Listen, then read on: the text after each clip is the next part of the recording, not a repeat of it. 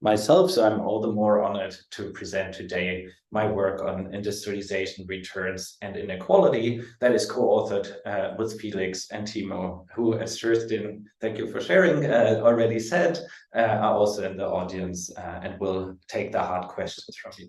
As you may guess from the title, this is a paper that deals with a very classic question that has basically economists have thought since ever. And the question is, what are the distributional consequences of technological change? And we specifically want to look at major technological change, right? So not the small gradual change, but we want to look at the change that came with industrialization. So basically from the country looking like this is a picture of Berlin with a lot of small businesses and workshops to the late 19th century factory system, right? So we're gonna look on not technological change, but more like technological revolutions, right?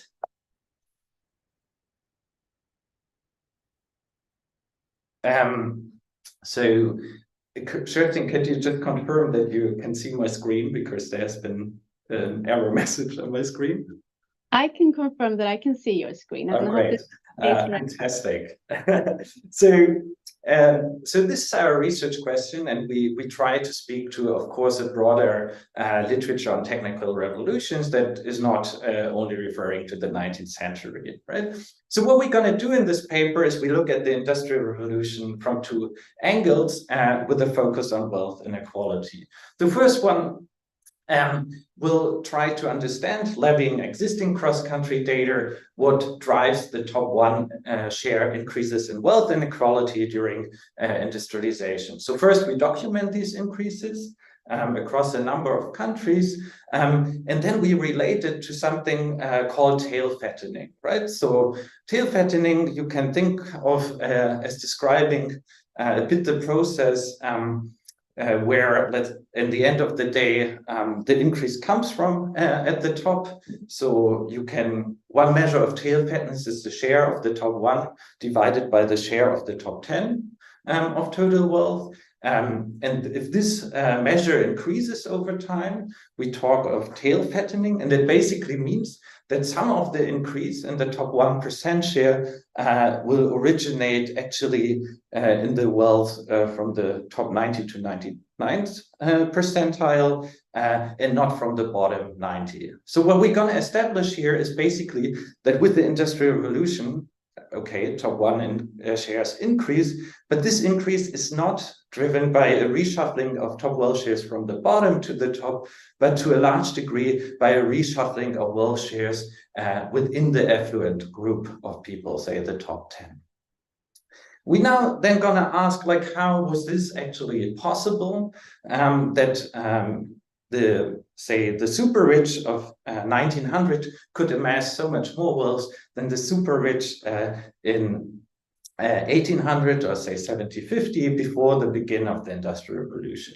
And the way we try to get a hold of this is by looking at a new data set of millionaires. So we're going to leverage a rich list from around 1900 with all Prussian millionaires. And this rich list will give us their wealth, it will give us their income, and we can also code where the wealth originates. So we're then going to show that there is a big difference in the returns to capital on land and the capital returns to capital on industrial enterprises, right? And this can in part explain why the elite changed so much between 1750 and 1900. So now I've always talked like as if all this was causal. So we want to bring in a third data set just to make sure that we can actually convince you that is causal. And we're going to use an old trick from the growth literature from the early 2000s, namely using subnational data. The Prussian case that we look at, so Prussia was the largest state of Germany, around 60 or 2/3 of Germany were Prussia at this time. And the great thing about Prussian was that their statisticians were very eager to document everything, and a lot of it on the county level. So Sascha Becker and Eric Hornung and others have worked with such data. What I found is basically for 1 year that the Prussian statisticians computed wealth tabulations at a very local level of counties. So there are around 500 counties. So for every county, we're going to estimate top 1 and top 10 shares and then relate them to measures of industrialization and use an instrumental variable to establish causality. What we're going to find is that indeed there's a causal link between the increase in the top 1 wealth share and industrialization, and industrialization also leads to this fattening of the tail that I talked about earlier. So the share of the top 1 relative to the top 10 increases. So this is all nice and good, but you could say Marx has told us this long time ago, so why bother? And indeed, we think there is something to it in providing quantification, but we are also really interested in the mechanisms. And to better understand the mechanisms, we're going to expand on an overlapping generation model with heterogeneous returns to capital. So this sounds like very long and very complex, but it's not so hard to understand. You can just think of an overlapping generation model as a theoretical model where you have dynasties that at birth draw from some kind of distribution a return to capital with which they accumulate then their existing capital over the lifetime. And of course, they consume and do a lot of other stuff. But then at the end of their life, they're going to pass on the new wealth level to the next generation. And then you will have a lot of these dynasties, and then you estimate the distribution from it.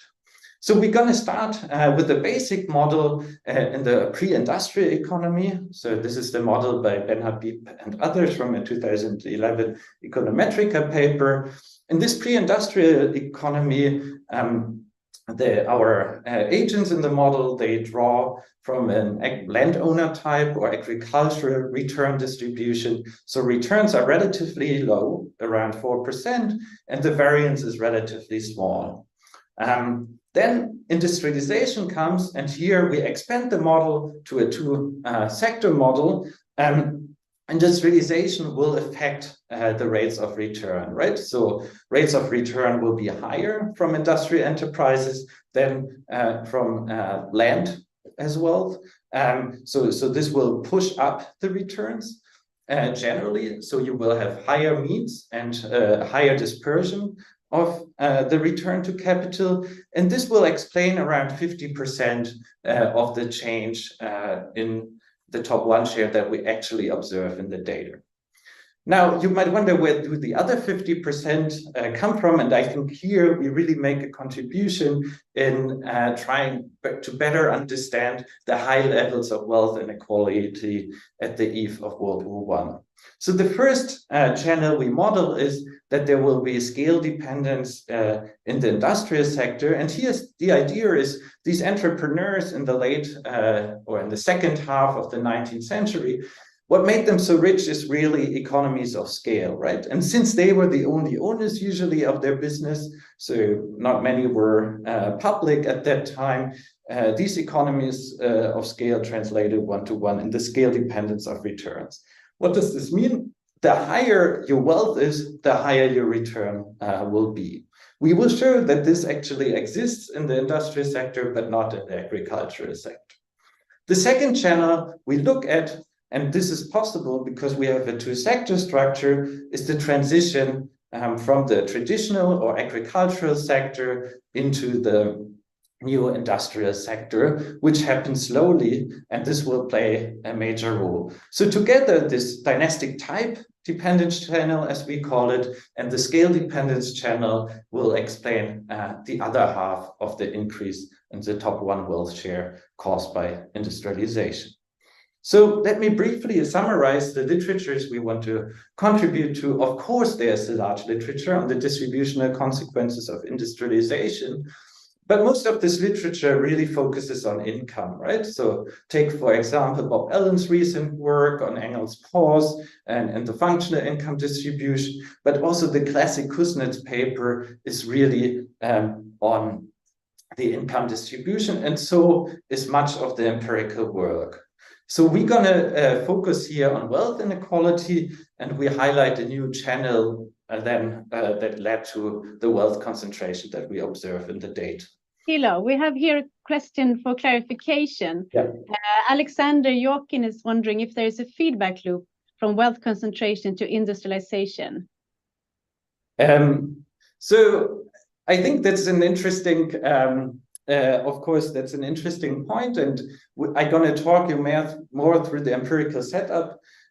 So in the model itself, we won't model these feedback loops. So this is a purely, so there's the growth in this model, in this type of model, is exogenous, just to be absolutely clear. But we're going to go back to this later. So there's always a trade-off what you can do with models. So in this model, you focus really on modeling the distribution well, but you don't focus on modeling growth, which you do, of course, in the endogenous growth literature. But there you can't really model the distribution because of the complexity. In the empirical setup, we will isolate the effect by using an instrument. And of course, I think what you hint to is like kind of a Gaylor kind of mechanism, right, where more inequality leads to higher saving. In the empirical part, we can turn this off. Yeah. Thank you. So yeah, so the second part of the literature that we want to contribute to is, of course, the literature on inequality in the long run that Piketty and Atkinson and others and Daniel Waldenstrom certainly also pioneered. And so what we think our paper can bring into this is two things. First, this literature usually finds it incredibly hard to establish causality, and we show that if you find just the right subnational data, you actually can use this variation and establish causality. So that's a methodological angle. The second one, I think, is a more thematic contribution. So if you look at the typical top one graph, it will always have its peak around 1914, and we can rationalize with our model why that is. And I hope you will see at the end of the talk why you will understand better why these graphs always start where they start. Then finally, and I won't go too much into detail here, we contribute to the theoretical literature, and then we add a dynamic to sector structure where agents can move from one sector to the other, or dynasties move from one sector to the other. We're the first to do so, so I also do think this is a major theoretical contribution of this paper. All right, so let me just give you a brief overview of the rest of the talk. First, I'm going to focus on the triangle of wealth concentration, tail fattening, and the returns to industrialization. Then I'm going to present the causal evidence from the subnational data, and then present the model roughly in equal terms from now on in terms of time.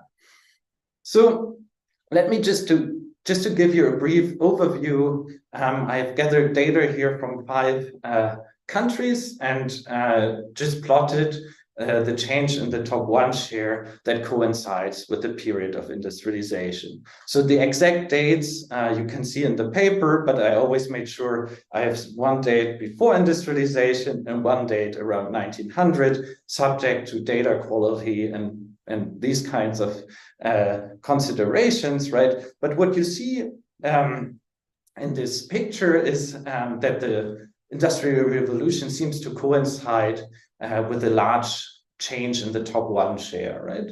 What you also see is that the top 10 share increases in most cases less than the top one share, except for in one case for Germany, but even there it barely increases more than the top one share. So what this implies is that the share in share, so this blue bar, was also increasing, right? So because the top one are a part of the top 10, so if the top one increase more than the top 10, this basically means that there has been a reshuffling of wealth shares among the top 10%. So you could say already from this picture, a part of the top 1% increase originates in the reshuffling of shares at the top, right? So because we want to understand the wealth concentration done by industrialization, we first have to understand where actually the change comes from in the distribution. We can do this a bit more structurally. So we came up with a decomposition, which is based on just replugging in identities. And so the gamma here, gamma 0 is the share, the top 1 share over the top 10 share in period 0. And then, of course, if you have gamma 1 minus gamma 2, that's an expression for tail fattening. And on the right-hand side, and the rest of the term is basically the change in the top 10 share, right? So let me give you an intuition why this is interesting. So think of a world, we start with the top 1 share of 15% and the top 10 share of 45%. Now industrialization comes, you end up with the top 1 share of 30% and the top 10 share of 90%.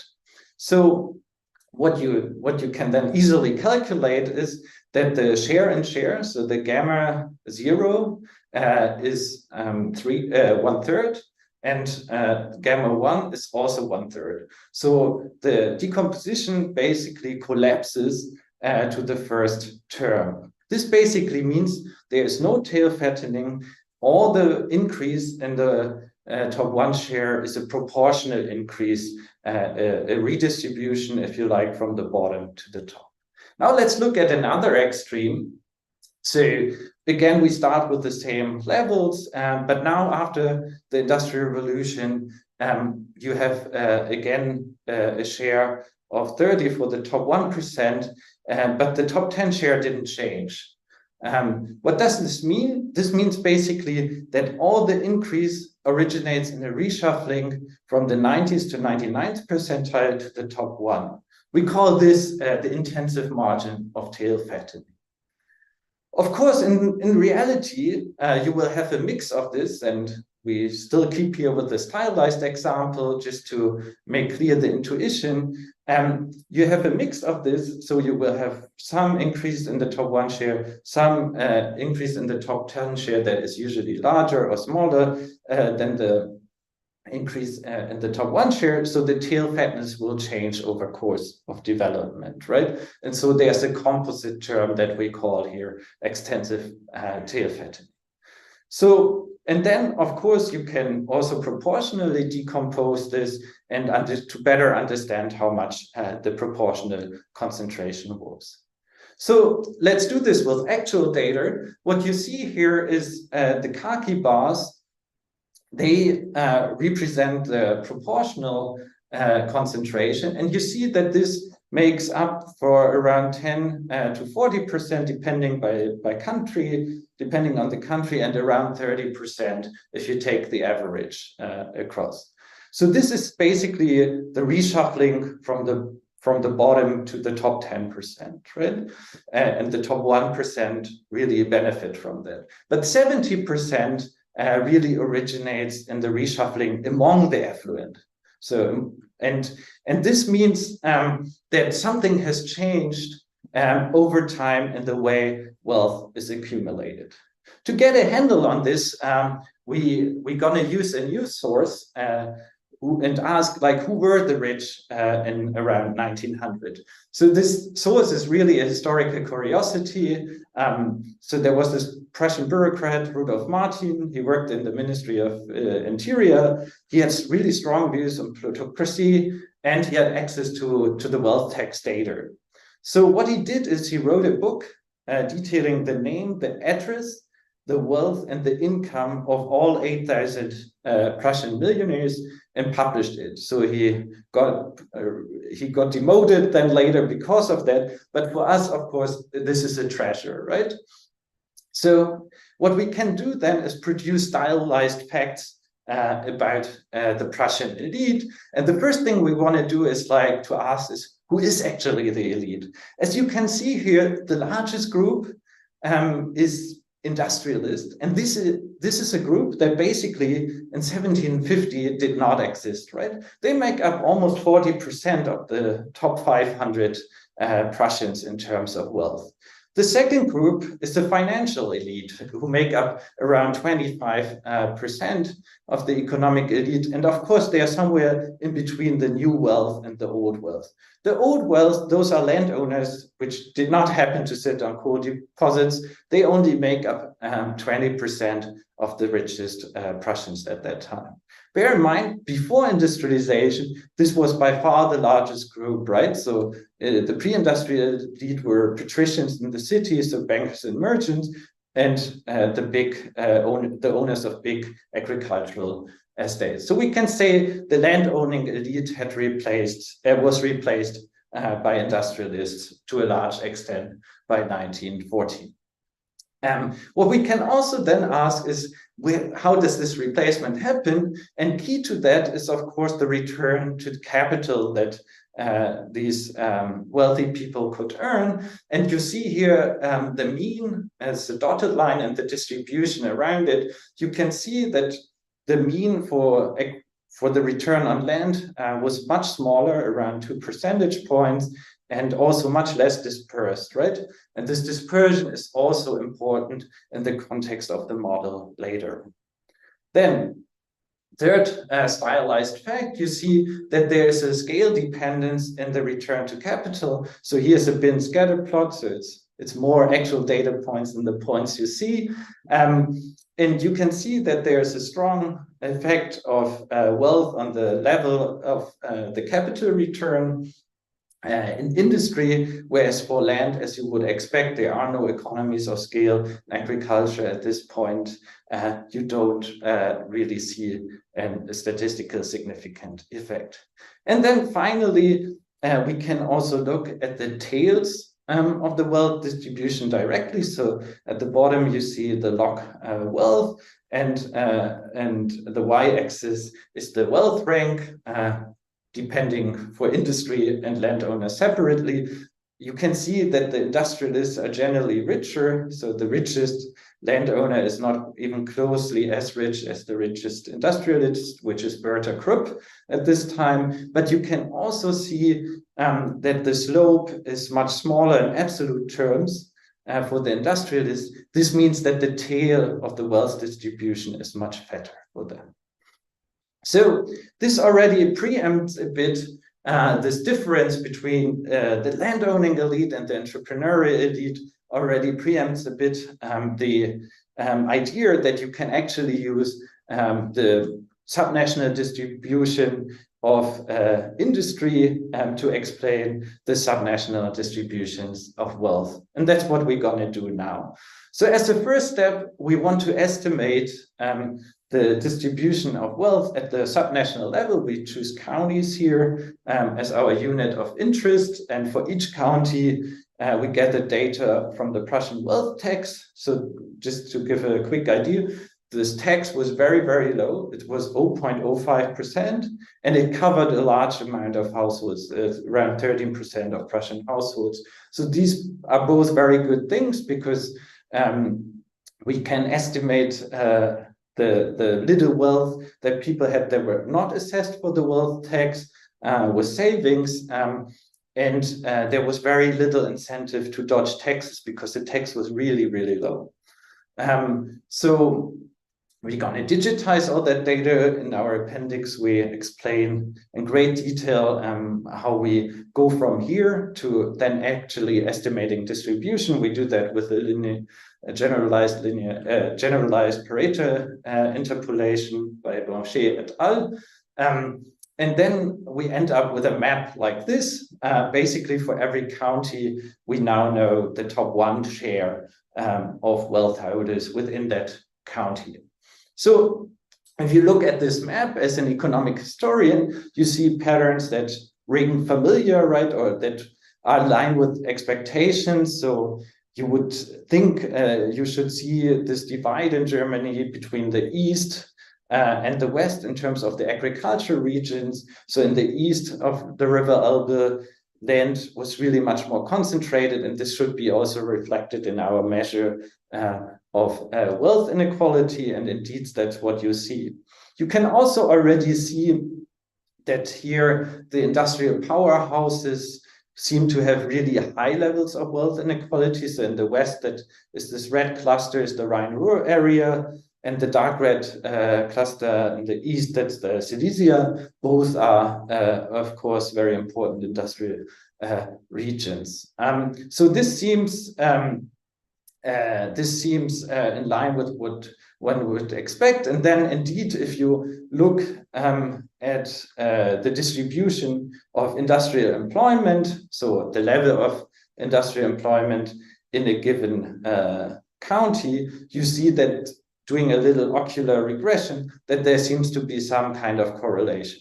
Of course, it's not perfect because you see here the big differences in the eastern and western parts in terms of where things were more agriculture, but you see definitely some relationship here. Now, we don't want to do ocular regressions only, but want to indeed establish causality. So we're going to do a very simple setup where the second stage is just our top 1 share in the main specification.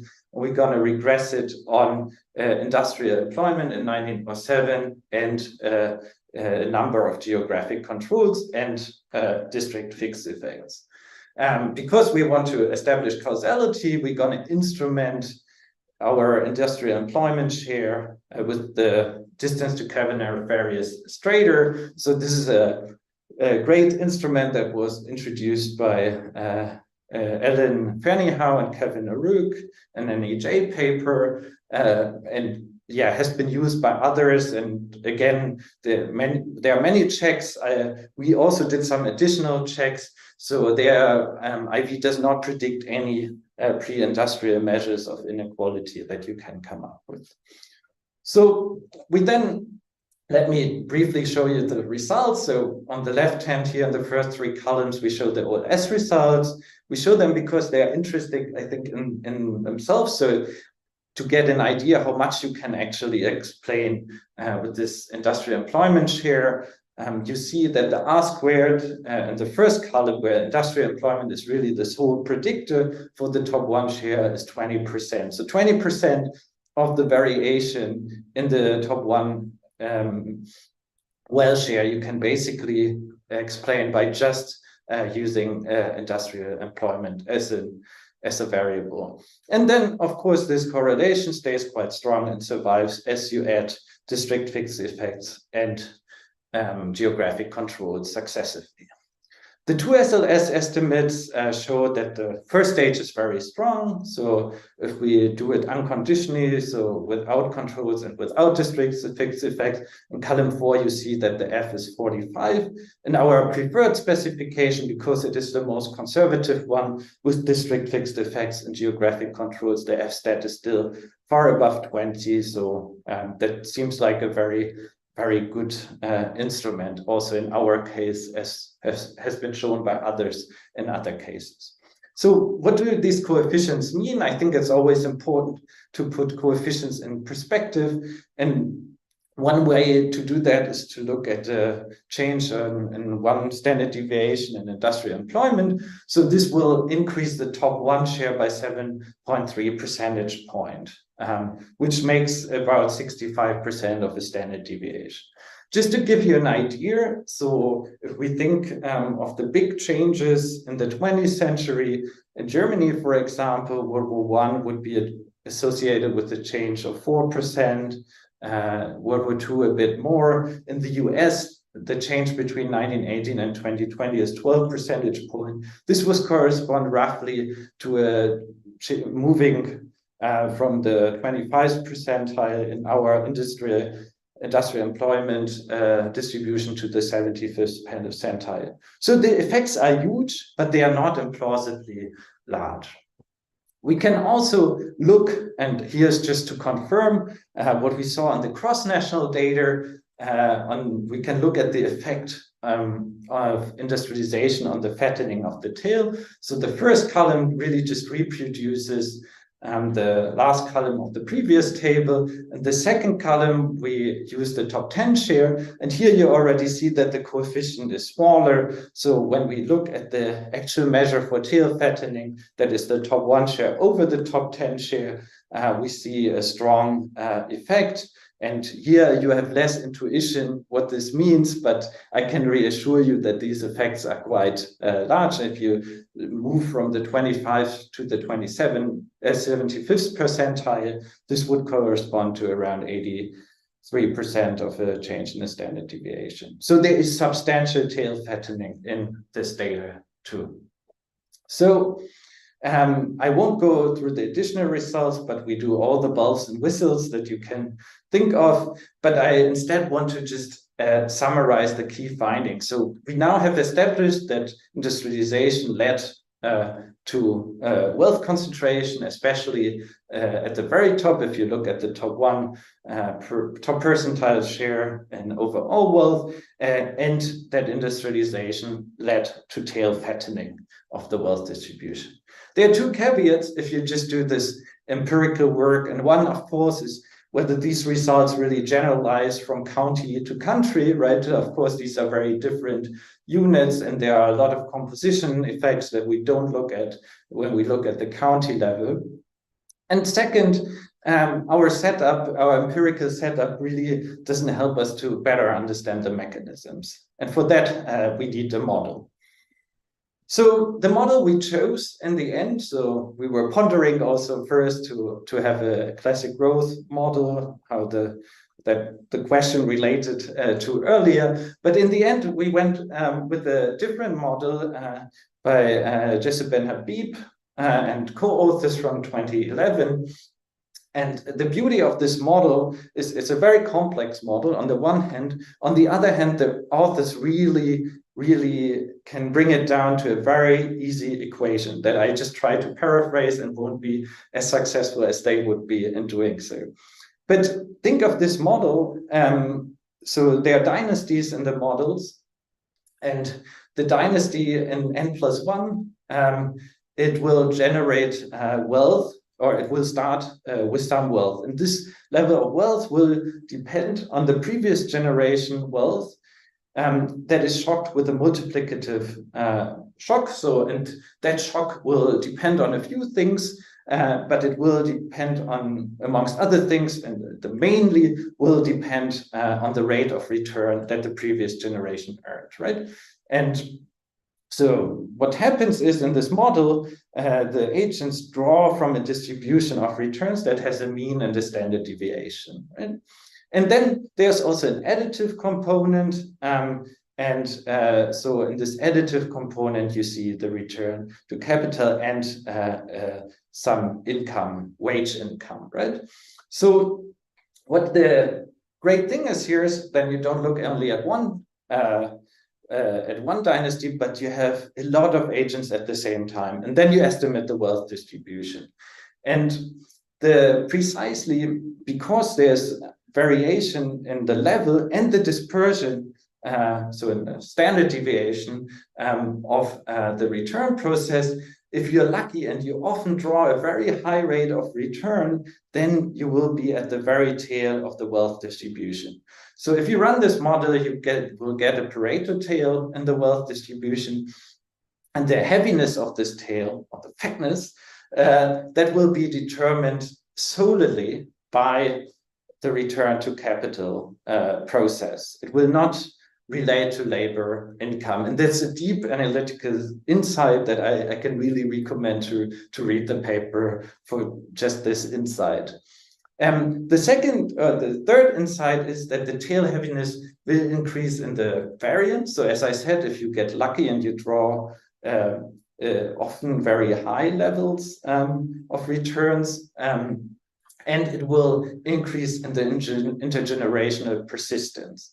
And this is also important because think again, what we want to understand is how the Industrial Revolution changed basically wealth accumulation. So if people basically stay in the industrial sector and inherit the business of their parents, and that had an industrial return that will, of course, be one level how intergenerational persistence increases in the real world and in the model. So we're gonna work with this standard model for the pre-industrial state, right? So in this state, the dynasties draw just from a landowner type rate of return process, and you saw that process actually earlier, where I plotted the distribution of rates of returns for the land-owning elite. So the mean was 4, and the variance, if you remember, was rather tight. There's no income growth, and then you will have a steady state distribution where the top 1% share is around 15 or 16%.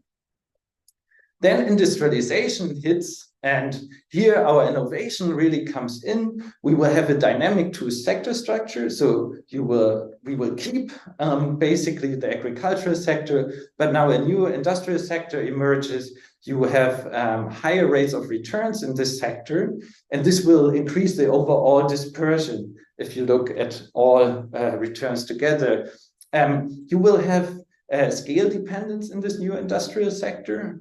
And then you have this effect that the dynasties move slowly from the agricultural or traditional sector to the industrial sector. And all these, so these three things will have impacts on how strongly wealth concentration increases. So, and to dissect them, we're just gonna do a little counterfactual exercise where you see it here visualized in a 2x2 matrix, where we can just turn out this dynastic type dependence. So this one directional movement of people from the traditional sector to the industrial sector. And we can turn on and off scale dependence. So whether you really have these economies of scale in the industrial sector as in the real world or not.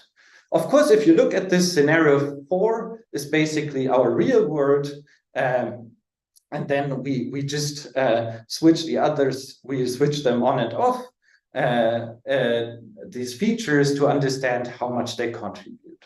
And if we do this, we see here how the wealth concentration would have developed. So we introduced the sector in 1800, the new industrial sector, and we see that if you have the dynastic type dependence on in the model, so people cannot switch all the time between agricultural and industrial returns, and you have scale dependence on, so you have economies of scale in the industrial sector, then you have a top 1% point increase of around 28 percentage points.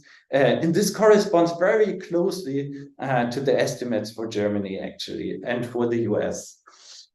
So if you have, if you switch either off, you only have 20% percentage point increase.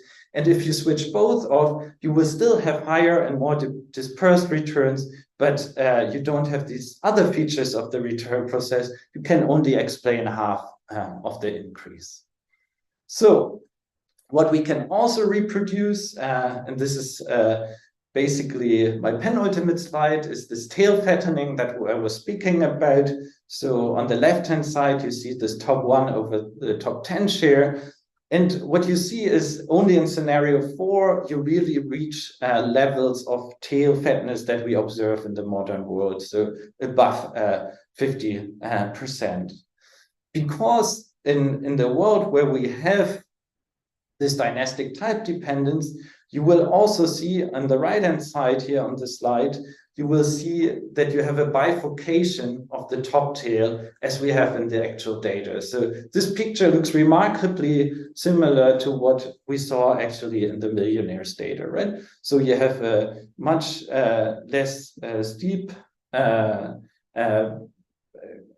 slope for the industrial fortunes and a much steeper slope for the agriculturalists and or landowners, and that basically means that there was substantial tail fat. We then have a final exercise before I close, and we ask the question, what would taxation have done? To be clear, this is not a historically plausible counterfactual, but more out of interest. How can you rein in basically this excessive wealth concentration that we observe. So we're going to introduce a capital income tax into our model, and we're going to do two little experiments. In one case, we just introduce it at the start of the industrialization at different levels. So 5% of your capital income is taxed away, or 10. And the second one is that we vary the introduction date. Let me just show you very quickly what happens. So what we document basically is that relatively low levels of taxation can already have a large effect, but the timing is really important. So if you tax 10% at 1840, it's basically has the same effect by 1900 as if you taxed 5% in 1800. Okay, let me conclude. So what do we do in this paper? We show reduced form evidence that really makes a causal claim. There's a strong positive effect of industrialization on wealth inequality and tail fattening. We give you three mechanisms. So one mechanism is that you have this new sector where you can just earn higher returns, but that can really only explain 50% of the increase in inequality that you see. And the other half is explained by scale dependence and this dynastic type dependence. So the slow transition from the agricultural or traditional sector to the industrial sector. What is the historical relevance? So this bifurcation of the tail of the wealth distribution provides a rationale why we always see this peak in 1914. And of course, pre-industrial societies were not very equitable either, but because these returns made possible this extreme concentration, you see this peak in 1914, when you also had a lot of the old traditional elite still in the distribution, which you don't have today. Implications for today are that we really have to better understand the role of rate of return heterogeneity. So others have made this point, but this really, I think, shows it very nicely in the context of technological revolutions, not change, but revolutions. And also the mechanisms that we show here are perhaps not so important in industrial countries, but they are important in countries that still have a very traditional agriculture or a small handicraft sector and a more industrial sector at the same time. And you see in these countries, often you also have very high levels of wealth concentration. That was it. Thank you very much for your attention, and I'm looking forward to your questions. Okay, well, thank you so much, Thilo. Wonderfully on time as well. We have a few questions already, but keep typing them as they come in. We have two questions from Caroline Follin, who is wondering about where this wealth was coming from. So whether you can speak to the overlap between the old elite and the new. I mean, how much of this wealth that you find this industrial is building on the old landed elite? And she's also wondering about the importance of inheritance regimes. So to what extent primogeniture, I guess that could vary probably locally in Prussia too, how that matters for your estimated distributions in inequality. Yeah, I think these are excellent questions. So let me maybe start with the second question first. So there has been quite substantial work on the role of inheritance rule on wealth inequality and the long-term impact by Simon Jäger and Charlotte Bartels. So in this paper, we don't look specifically at this, but what we do see in the data actually that we estimate, right, in these local distributions that we estimate, is that you have a big difference between the West and the East. And I think, so in Prussia, you had, I think primogeniture was the norm, right? But what you can see here, that local traditions really played a huge role. So there are obviously, in the West, you also have regions that are really agricultural. So if you look at this region, for example, that's where my grandparents come from. So I know there's pretty much nothing, right? And there was nothing in 1900. And here, of course, you also don't have any industry. and you would think all other things equal in our model that these regions would look the same, right? But of course, local culture plays a role. Does it play a role for the thing that we are interested in, actually? I'm not so sure about that. So we do try to understand the effect of industrialization.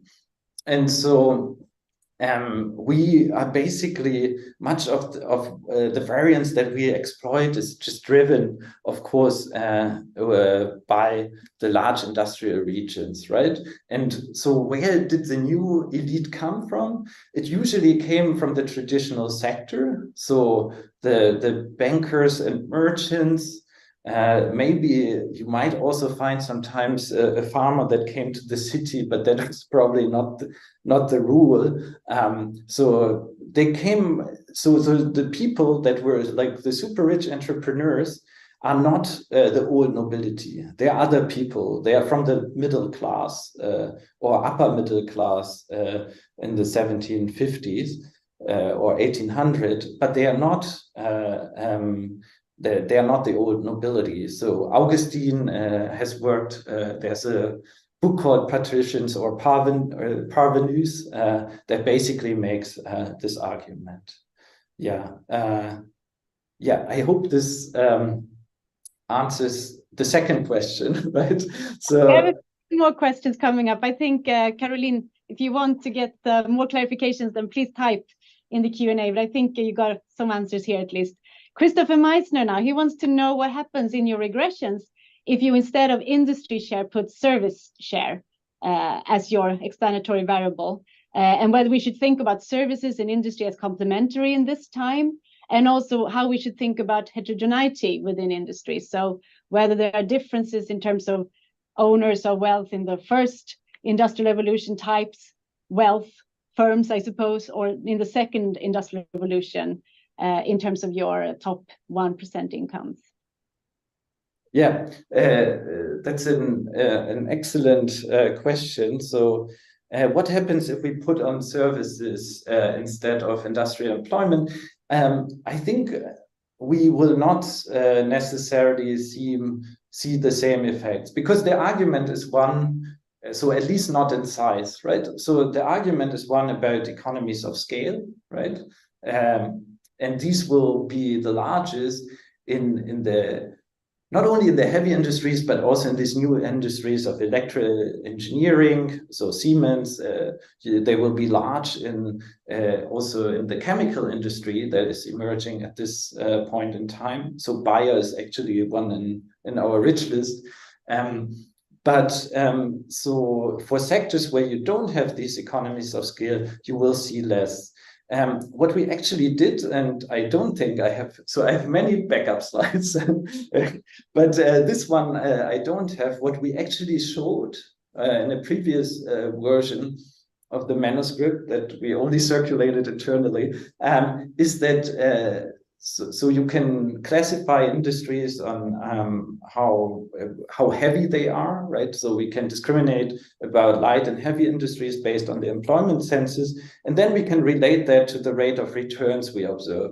And there's what you see indeed is that heavy industries correlate with higher returns. And in the logic of our model, that would of course also mean that this leads to more wealth concentrations in the areas where you have these types of industries. But excellent point. Maybe we should really move this back into the paper. Yeah. Okay, wonderful. Thank you. We have more questions here. Mylis Avaro, she wants to know about capital mobility and also about movement of people. So she says that she is imagining that wealthy individuals are becoming more mobile when the resources come from the industrial sectors and the landowners. So how does that enter into your framework? And how do you account for spatial autocorrelation? Those two questions are coming from Mylis. Yeah, thank you so much, Mylis, for the question. So on the first point, are the entrepreneurs of the time mobile? Yes, they are actually. So there's a paper by Selgert and Dongest which looks at this. But the good thing is that the people usually reside where they have their business. So this is, of course, hard to prove, but let me give you one example, which is the biggest German industrial company called Krupp. and they basically had their villa just next to the plant, right? Or we have this weapons manufacturer who made, of course, great business around this time, unfortunately, who actually moved, but he also moved his business and his tax residence. So I'm not so worried about that. Secondly, and perhaps that's related, did people diversify their wealth? So again, there we have these biographies of millionaires, and for the most part, it really does not seem the case.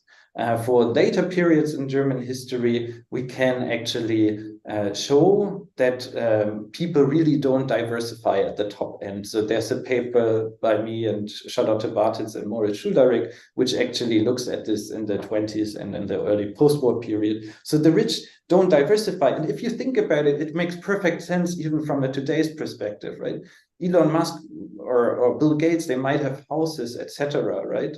But the main part of their fortune is still the shares in their companies, right?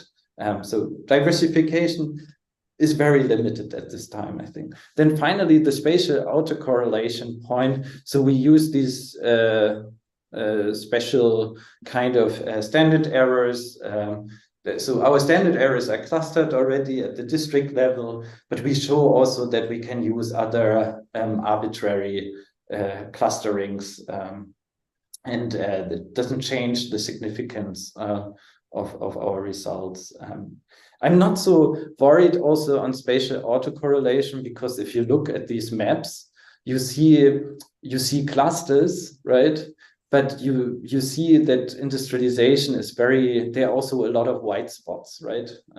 So it's not clear that there's just one gradient, for example. Yeah. Thank you for the question.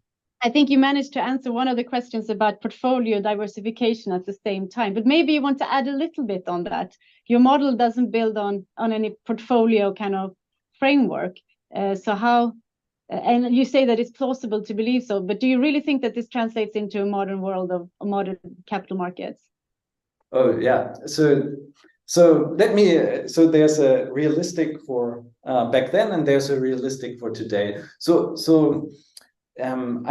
Let me start with the realistic for back then, and for that it's important to understand a little bit about the market capitalization of firms in Germany historically, and especially also during this time, because the market capitalization in terms of being a public company that you can buy shares of has been always very low in Germany, and that's related to the model of industrialization, presumably.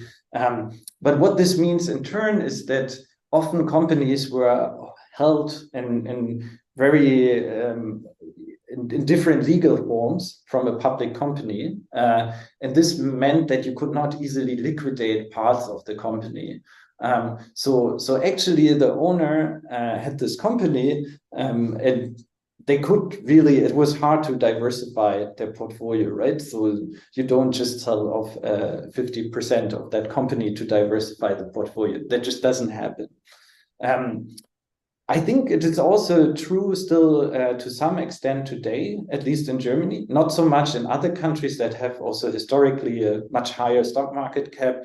There's a great paper by Kuvshinov and Zimmermann in JFE that looks at this in a comparative manner about from 1870 to today.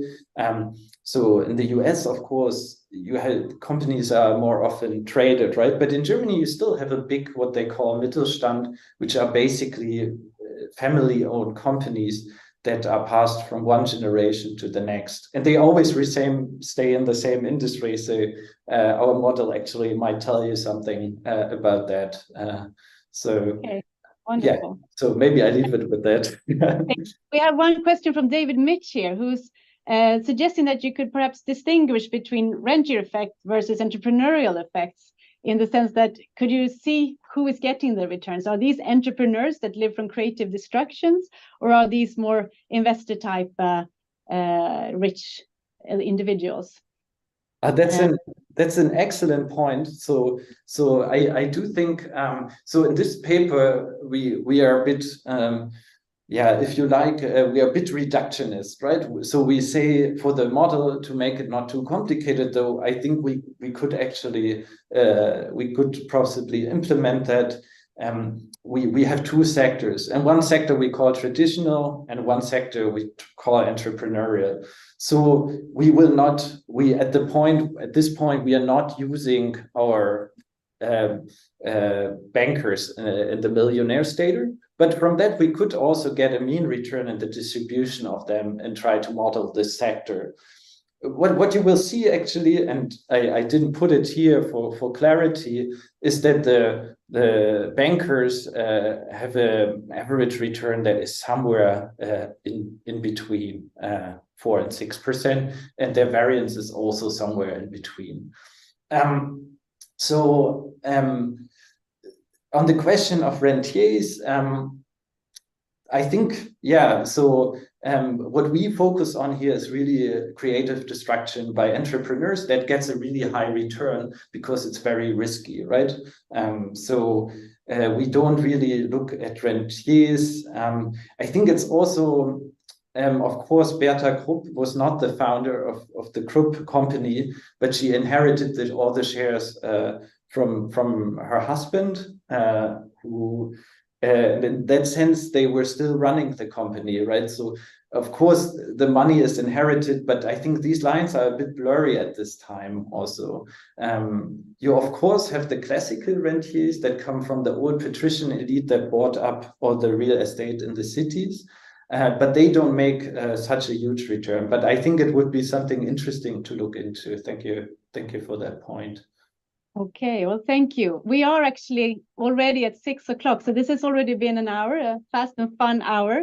I want to thank so much to Thilo Albers for a wonderful presentation, and also to his co-authors, Timo Stieglitz and Felix Kersting, for writing such an interesting paper. I want to say that we are now moving from the formal part of the presentation, and I'll conclude by just saying that the seminars, the International Macro History Online seminar, will return again on the 13th of December. And that time, there will be a paper called The Federal Reserve, A New History by Robert Hetzel and Michael Bordeaux. So come back in 2 weeks' time and see that. And now we can move into the informal 15 minutes. So stay tuned, and we'll try to answer the next couple of questions, maybe a little bit more informally in the next 15 minutes. So let's see what questions we have. We have one more from Caroline, following up on diversification. Maybe, Thilo, you want to say something about how you claim and finding meshes with the current world, or whether there's a wide range of financial securities on the stock market. Does your model, is it able to speak to that kind of current debate?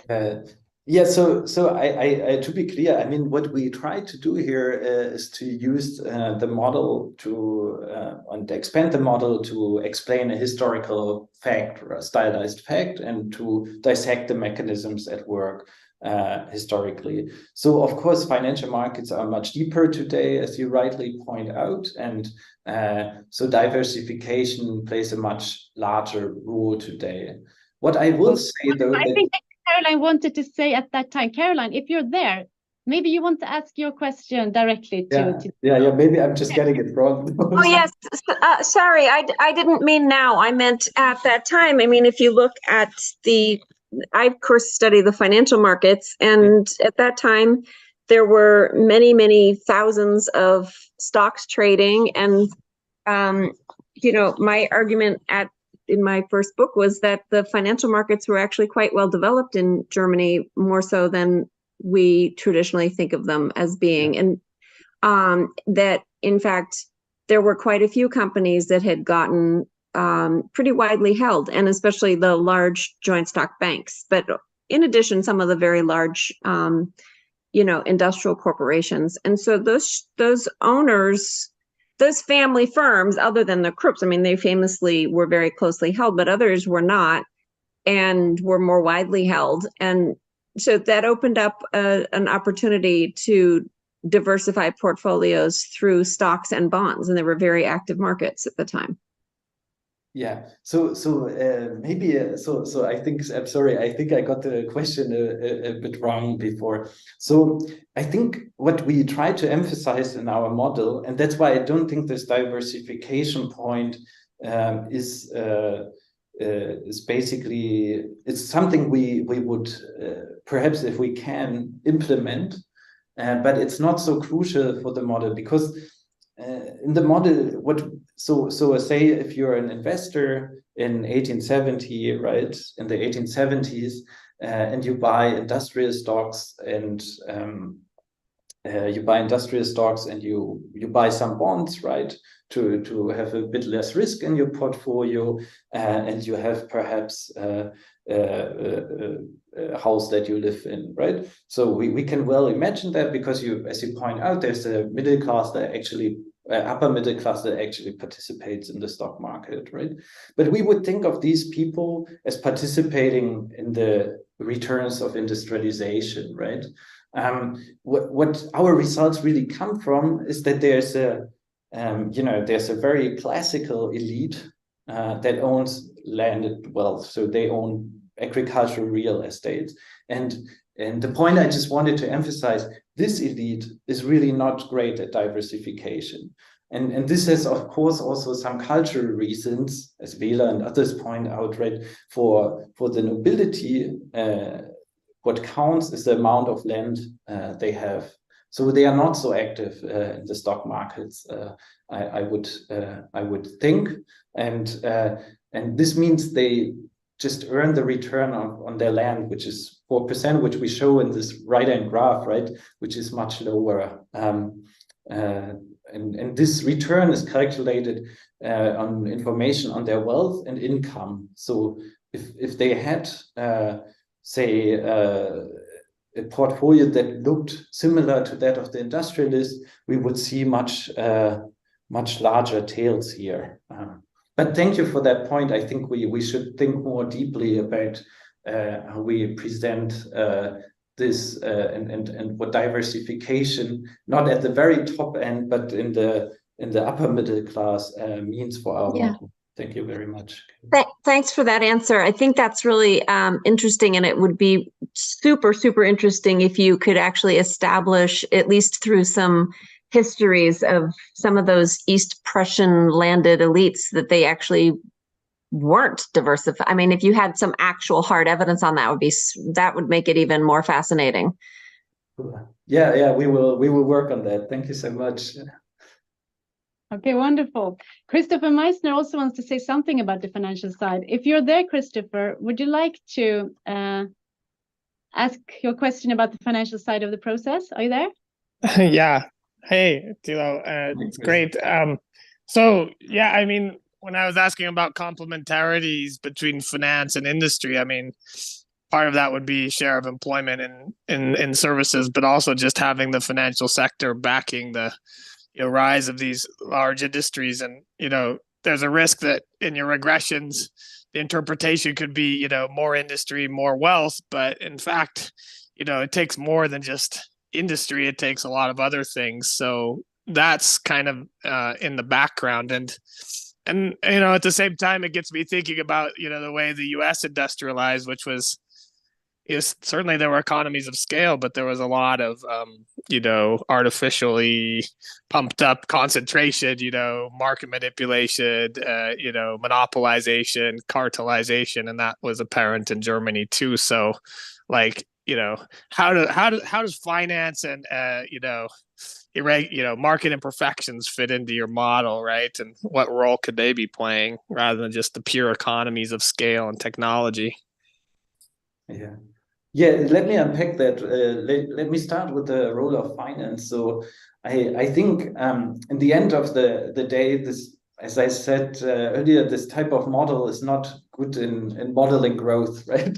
So this type of model is like, think of it as a very elaborated accounting exercise way which you can establish causality, but you take exogenous changes in technology. So how does finance play into this? I think what we should look into more, and I found that comment by the other Chris very much related to that, that we should look more into the returns that actually bankers and others earn, and that would be great. The point on market imperfections, I think you really press on one other important flank here. And so market perfections also play a role in German history. So there's a big historiography on cartels and others. And of course, Chandler basically in his main work always says like, oh, these economies of scale were also there because you want to be the first, and then you basically have a oligopoly or you have a monopoly in that sector, right? So the first one that actually puts the idea in practice can reap these monopoly or oligopoly returns. So in our paper, we don't really take a stance on that. The question is, in the model, would that make sense? Would it make something different? So if we had an idea how much the excess premium, so the excess return for holding a monopoly is, we could actually just feed that into the model. So that would be a great idea. So I have to look more into this if there are estimates out there, and maybe I email Caroline on that. So that would be probably one way to accommodate that. Yeah. But thanks for the questions. Yeah. So we have one from David Mitch about the particularities of the German structure with monopolies and cartels. David, are you here? Let's see if I can find you. Do you want to unmute your? Okay, yeah, I mean, I basically stated my question. I mean, my crude understanding is that in Germany, there was much more willingness to allow cartels and monopoly, much less antitrust action than, say, in the United States. And I would have thought that would have contributed to this failed fattening as well, that particular thing. Yeah, I think this is a very good point. So we don't differentiate by that, but the way it so you're right. In Germany, cartels are actually was somewhat institutionalized in the economy, even, right? So the question, so the model doesn't really make a statement about where the returns come from, right? The model says like, give me a return distribution for the industrial sector, and we will have people that earn very, very high returns, and the return's going to be higher on average than in agriculture, but also really much more dispersed. So if you're the lucky owner of a company that participates in a cartel, you're probably at the very far end of the tail distribution. But I do think what we should actually do is to tackle this question more upfront, where actually these excess returns in industry come from, and whether they originate really in the economies of scale, as we communicate now. And I think that's my impression that both you and Chris think of this. That is not really proven. This is just assumed that it's the economies of scale and not some catalyzation that is going on. We should certainly implement that and provide an empirical test beyond what we do. Okay, we got one question by Nathan Sussman. Nathan, are you unmuted?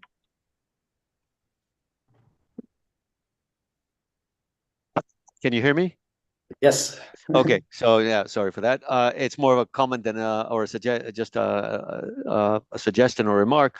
I mean, it reminds me of work I did on medieval Europe, when you have the merchants coming in and you have the same phenomenon. And again, it's in Italian city-states, etc., the kind of the land owning elites being kind of pushed aside compared to the commercial wealth that was created, banking and commercial. It's very, I'm just pointing to the similarities, and maybe it would be useful to, just as an don't know, footnote or putting this in some historical perspective, what is the inequality, wealth inequality measures you find in Germany after this process compared to those after the commercial revolution? That would put things in sort of some kind of a wider perspective on these structural changes and how they affect the wealth distribution. Just a suggestion.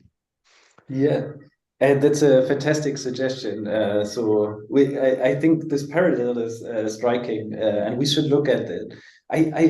I will say, so we don't have the perfect estimates, right, for pre-industrial wealth, but we have this work by Guido Alfani and others. And so if you look at the top one share, over, say, from 1600 to 1800, is basically flat and at 17%.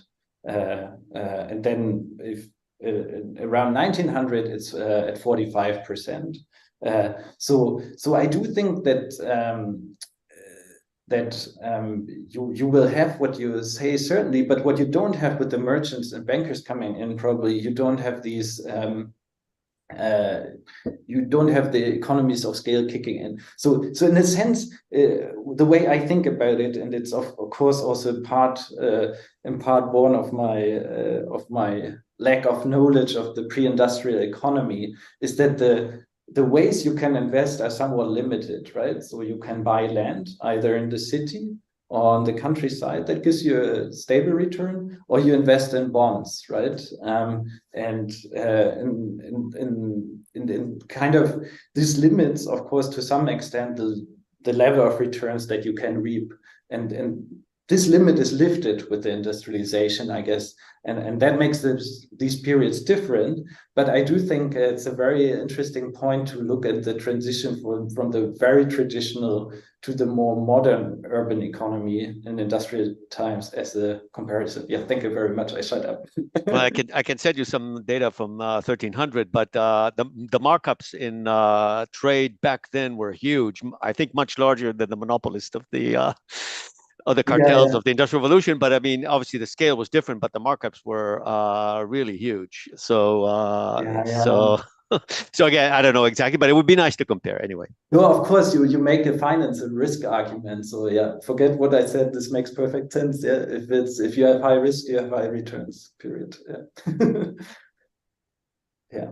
Okay, it's on that note. It's actually exactly 15 minutes past 6 o'clock, and I think we need to close this seminar. It's been extremely fun and interesting, and I want to thank all the participants again and the presenters. And maybe Rui and Nathan wants to say a final word.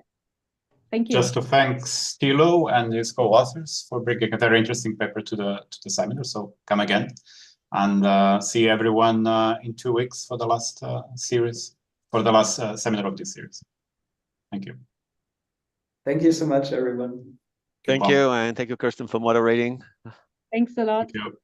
Bye-bye. Bye-bye. Bye-bye.